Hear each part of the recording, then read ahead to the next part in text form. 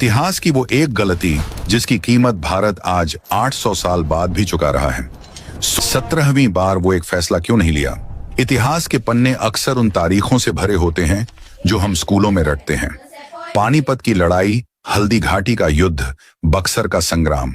लेकिन स्याही से लिखे इन पन्नों के बीच आंसुओं और खून से लिखी कुछ ऐसी लाइनें भी होती हैं जिन्हें अक्सर मिटा दिया जाता है, क्योंकि इतिहास केवल वो नहीं है जो जीता गया, इतिहास वो भी है जिसे माफ कर दिया गया।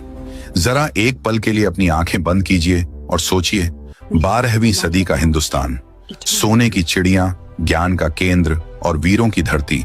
लेकिन फिर एक रात आती है, एक ऐसी रात जिसका अंधेरा अगली कई सदियों तक इस देश के नसीब से नहीं छंटता।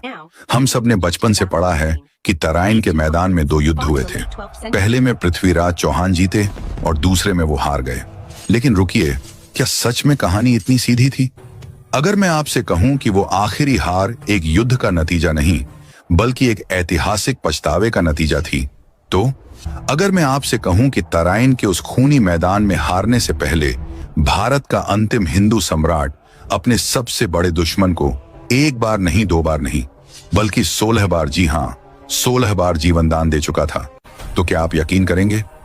आज 800 साल बाद सोशल मीडिया से लेकर चाय की टपरियों तक हर युवा के मन में एक ही सवाल है, एक ही टीस है कि आखिर क्यों एक शेर ने एक लकड़ बग्घे को बार बार जिंदा छोड़ा?